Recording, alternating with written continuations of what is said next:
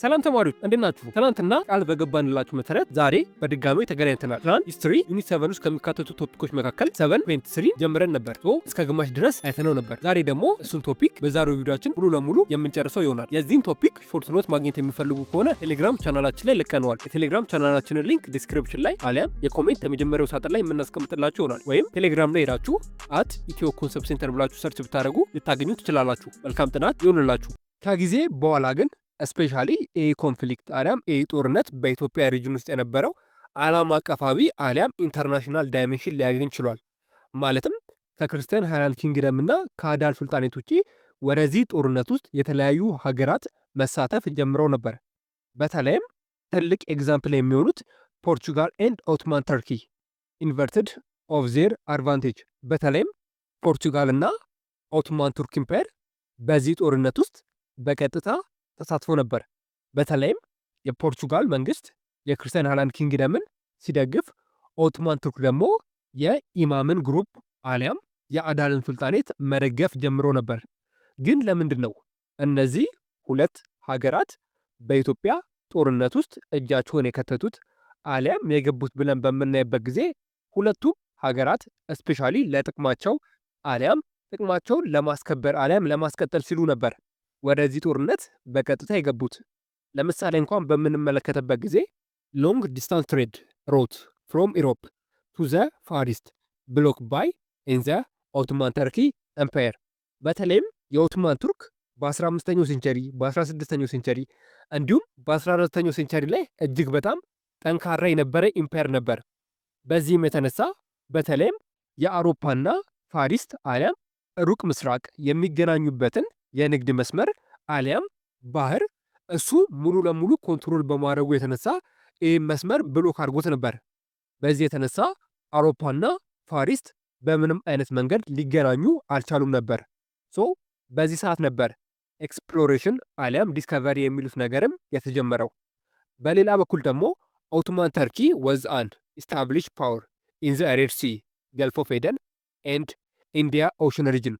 በተለይም ኦቶማን ተርኪ ስፔሻሊ በዛ ጊዜ እጅግ በጣም ብዙ ቦታዎችን ይገዛ እንዲሁም ያስተዳድር የነበረ ሲሆን በተለይም በቀይ ባህር በገልፍ ኦፍ ኤደን እና በኢንዲያ ኦሽን ሪጅን አካባቢዎች የተወሰነ ኃይል ነበረው አሊያም በእነዚህ አካባቢዎች የተወሰነ የጦር ስፍራ ነበረው። ስለዚህ እዚህ አካባቢ ላይ ያለውን የጦር ሰፈር አሊያም ኃይል ለማጠናከር ሲል በተለይም ይጠቅመኛል ያለውን የአዳል ሱልጣኔትን መደገፍ ጀመረ። አዳል ሱልጣኔት የሚያሸንፍ ከሆነ እዚህ አካባቢ ላይ ያሉኝን ግዛቶች በደንብ አድርጌ አጠናክራለሁ ብሎ ስላሰበው ማለት ነው። በሌላ በኩል ፖርቹጋልን ደግሞ በምንመለከትበት ጊዜ ዘ ፖርቱጌዝ ዌር ኦልሶ ኢንተረስትድ ኢን ጌቲንግ ኒው ዋንስ ኦን ገልፍ ኦፍ ኤደን ኤንድ ሬድ ሲ ኮስት። ሌላው ነገር ደግሞ ስፔሻሊ የፖርቹጋል ገቨርንመንት አሊያም የፖርቹጋል መንግስት በገልፍ ኦፍ ኤደን እና ስፔሻሊ ደግሞ በሬድ ሲ አሊያም በቀይ ባህር አንዳንድ ቦታዎችን አሊያም አንዳንድ የባህር ዳርቻዎችን ማግኘት አለብኝ ብሎ ነበር ወደዚህ ጦርነት የገባው። ስፔሻሊ ደግሞ የክርስቲያን ሃይላንድ ኪንግደም የሚያሸንፍ ከሆነ ይሄ ነገር ለእኔ ይቀልልኛል ብላ ነበር የፖርቹጋል መንግስት ለክርስቲያን ኪንግደም ቀጥተኛ የሆነ ድጋፍ ማድረግ የጀመረችው የክርስቲያን ሃይላንድ ኪንግደምን በጦርነቱ ማገዝ የጀመረችው ማለት ነው። ስለዚህ እነዚህ ሁለት ሀገራት በእነዚህ ምክንያቶች ነበሩ ቀጥታ ወደ ጦርነቱ ተሳታፊ ያሁኑት። ዘ ሙቭመንት ኦፍ ዲፕሎማቲክ ሚሽን ቢትዊን ዘ ክርስቲያን ኪንግደም ኤንድ ፖርቹጋል። በተለይም ቀድማ የፖርቹጋል መንግስት ከክርስቲያን ኪንግደም ጋር ግንኙነት ማድረግ ጀምራ ነበር። በዚህ ጊዜ ዘ ቱርክስ ጌቭ ሞራል ኤንድ ሚሊታሪ ሰፖርት ቱ ኢማም አህመድ። በተለይም ይህን የሰማችው ኦቶማን ቱርክ ወዲያውኑ ነበር ለኢማም አህመድ አሊያም ለአዳል ሱልጣኔት የተለያዩ የሆኑ የሞራልና የሚሊታሪ ሰፖርት ማድረግ የጀመረችው። በዛ ጊዜ ኦቶማን ቱርክ የተለያዩ የሆኑ ለሚሊተሪ አሊያም ለጦርነት ጥቅም የሚውሉ የተለያዩ የሆኑ ማቴሪያሎችን ለኢማም አህመድ አሊያም ለአዳል ሱልጣኔት መስጠት የጀመረችው ማለት ነው። ስፔሻሊ በዚህ ጊዜ ነበር ሁለቱም ሀገራት ሰተት ብለው ወደዚህ ጦርነት የገቡት። ቤዝድ ኦን ዘ ኤርሊየር ሪኩዌስት ሜድ ባይ ልብነ ድንግል ኢን 1535 ፖርቹጋዝ ዞልደር አራይቭድ ኢን ዘ ክርስቲያን ኮርት ኢን 1541። በተለይም ልብነ ድንግል በ1535 ላይ የፖርቹጋል መንግስት የክርስቲያን ሃይላንድ ኪንግደምን እንዲረዱት ጠይቀውት ነበር። ነገር ግን የፖርቹጋል ኪንግደም አሊያም የፖርቹጋል መንግስት ለልብነ ድንግል ምላሽ የሰጠው ከ6 ዓመታት በኋላ ነበር። በ1535 ልብነ ድንግል የፖርቹጋል መንግስት እንዲረዳው ጠይቆት ነበር። የፖርቹጋል መንግስት ደግሞ ይህን ነገር ምላሽ የሰጠው ከ6 ዓመት በኋላ ነበር።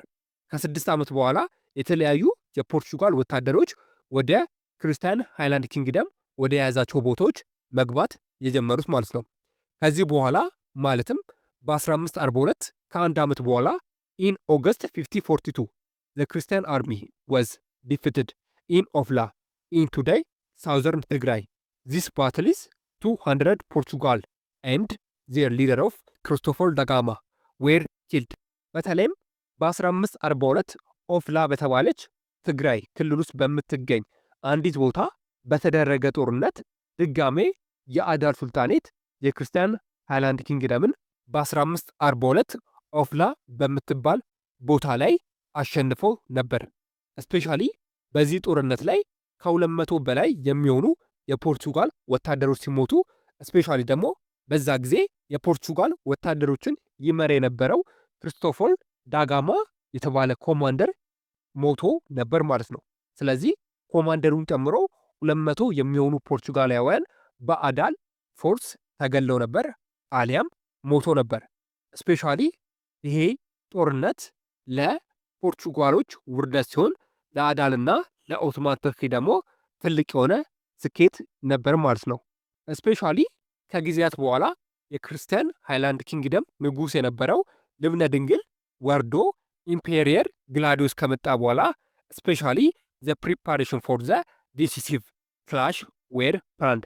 በተለይም ግላዲዮስ የተባለው ንጉሰ ነገስት እንዴት የአዳልን ጦር አሊያም የኢማንን ሰራዊት ማሸነፍ እንዳለበት ትልቅ የሆነ ፕላን አሊያም ረቀቅ ያለ ፕላን ወይም እቅድ እያወጣ ነበር። እንደ ድንገት ደግሞ ነገሮች ሲገጣጠሙ ዚስ ታይም ኢማም አህመድ አርሚ ኩድ ኖት ዩዝ ኢትስ ፕሪቪየስ ኳሊቲ። በዚህ ሰዓት ደግሞ ስፔሻሊ ንጉስ ግላዲዮስ የክርስቲያን ሃይላንድ ኪንግደም ንጉስ እቅድ በሚያወጣበት ጊዜ በተለይም የኢማም አህመድ አርሚ አሊያም የአዳል ጦር እንደ ቀድሞ ጥንካሬው ላይ አልነበረም። ማለትም ጠንካራ ነበር፣ ነገር ግን እንደ ቀድሞ ፕሪቪየስሊ ኳሊቲ አሊያም ሙሉ ለሙሉ ጥንካሬው ላይ አልነበረም። ስለዚህ ይህን አጋጣሚ ያየው ግላዲዮስ ያወጣውን እቅድ ወዲያውኑ ተግባራዊ ያደረገው።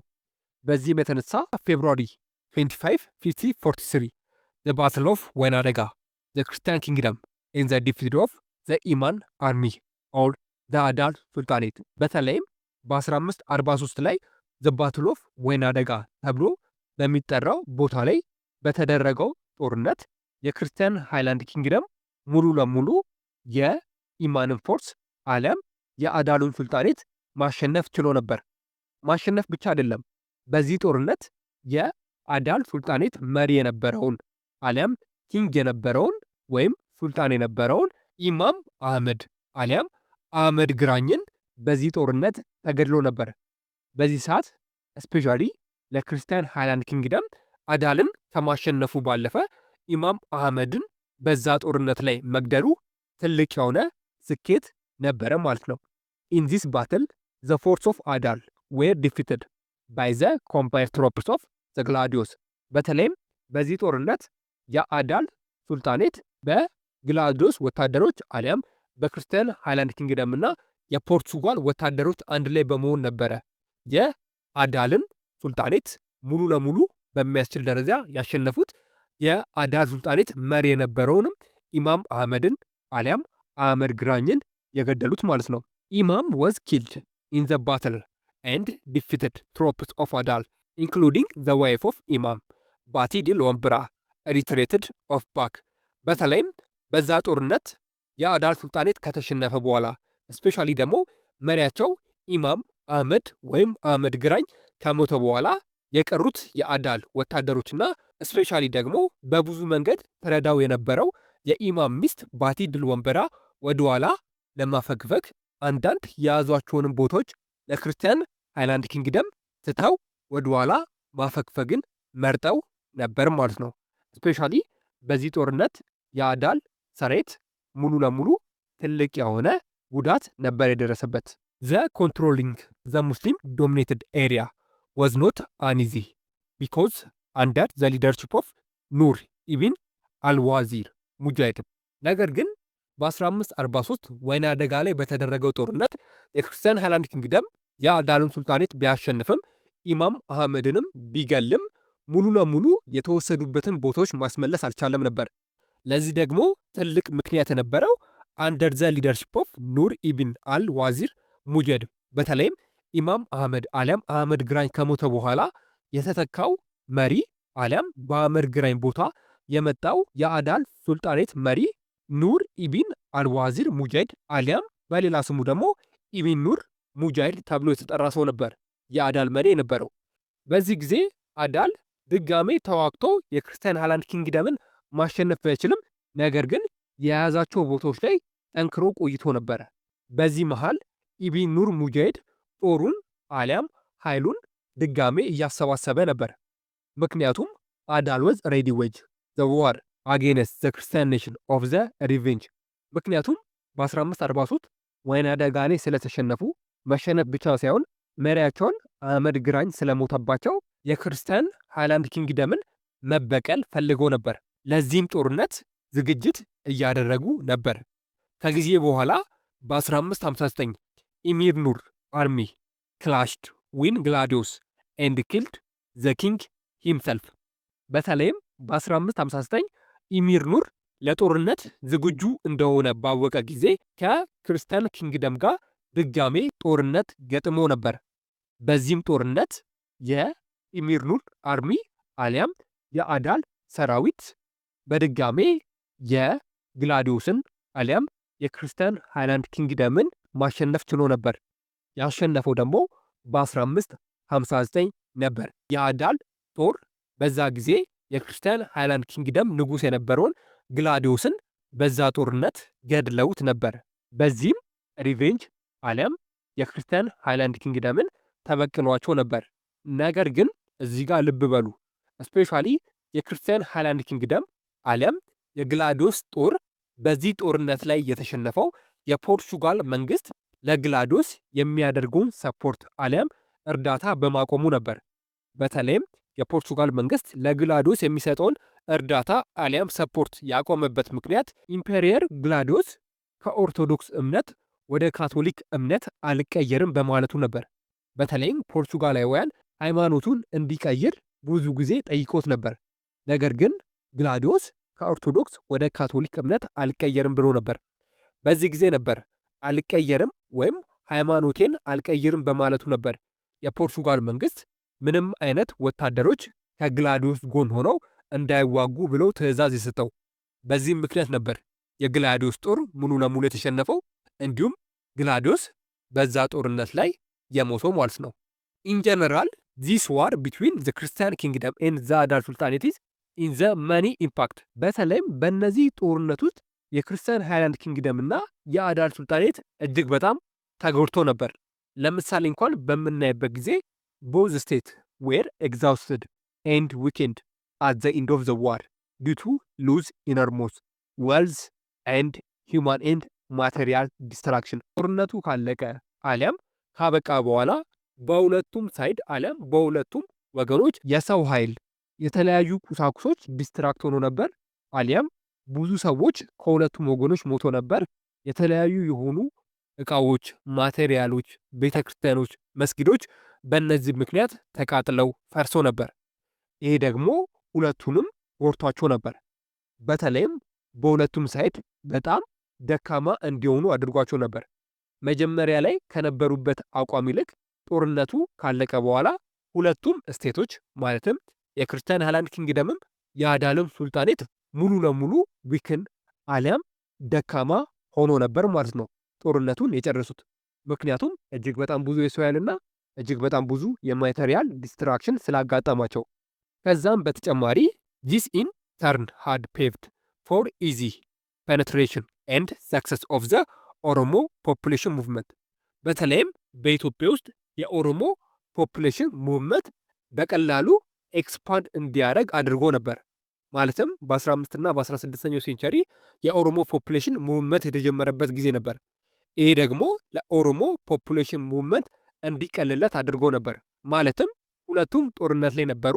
የክርስቲያን አይላንድ ኪንግደምም የአደል ሱልጣኔትም ደካማ ሆኖ ነበር። በዚህም የኦሮሞ ፖፑሌሽን እንደፈለገ ወደ ተለያዩ የኢትዮጵያ ክፍሎች ኤክስፓንድ እንዲያደርግ አስችሎት ነበር። ምክንያቱም ምንም አይነት ቻሌንጅ ያላጋጠመውም ነበር። በዛ ጊዜ ሁለቱም ስቴቶች ጦርነት ላይ ስለነበሩና እጅግ በጣም ተጎድተው ስለነበር የኦሮሞ ፖፑሌሽን ሙቭመንትን ማስቆም አልቻሉም ነበር። ሌላኛው ኢምፓክት ደግሞ እስላም ወዝ አብል ቱ ጌን ኒው ኮንቨርት ኢን ዘ ፓርት ኦፍ ዘ ሀርትድ ኦፍ ዘ ክርስቲያን ኪንግደም። በተለይም እስልምና በኢትዮጵያ ውስጥ በደንብ አድርጎ እንዲስፋፋ አድርጎት ነበር። ማለትም በ1529 ሽምብራ ቁሬ ላይ የአዳድ ፎርስ የክርስቲያን ኪንግደምን ካሸነፈ በኋላ እጅግ በጣም ብዙ ቦታዎችን ተቆጣጥሮ ነበር። አሊያም ክርስቲያን አይላንድ ኪንግደም የሚያስተዳድራቸውን ግዛቶች ወስደውበት ነበር። በዚህም የተነሳ ስፔሻሊ የአዳድ ፎርስ ብዙ ቦታዎችን በያዘ ቁጥር የእስልምና ሃይማኖትን እያስፋፋው ሄዶ ነበር ማለት ነው። ጥያቄ ሀሳብ ካላችሁ ኮሜንት ላይ አስፍሩልን። ኔክስት በሌላ ቪዲዮ እንገናኛለን። እስከዚያው ድረስ ግን መልካም ትምህርት ይሁንላችሁ።